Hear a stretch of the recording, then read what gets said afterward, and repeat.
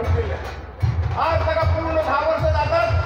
परत एकदा आमचे पंतप्रधान नरेंद्रभाई मोदीजी त्यांचे गोयन आज जेव्हा चालले असा हा मोठा व एक शुभ संकेत असा. आणि निश्चितच गेली 10 वर्षात ज्या पद्धतीने या देशाचा विकास ज्या पद्धतीने प्रधानमंत्र्यांचे काही संपूर्ण देशभरात विकासाचे जे काही सत्र चाललेले त्या हेतूच्या आम्ही सगळ्यांनी त्याचे वेगळ्या वक्त्यांनी तुमच्यासमोर त्याच्या गोष्टी गवलेल्या असतात.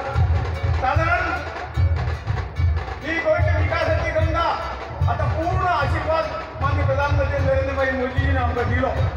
पत्रादेवीचे कोळे नष्ट असंख्य भाषाओं की शक्ति है, गली गली में देशभक्ति है. तुम उठो तिरंगा लहरा दो, भारत के भाग्य को फहरा दो, नए भारत को गढ़ने का यही समय है,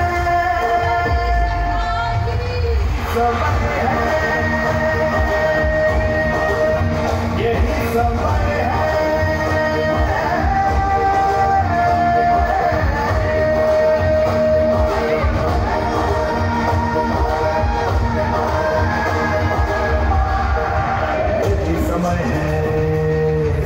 समय है भारत का अनमोल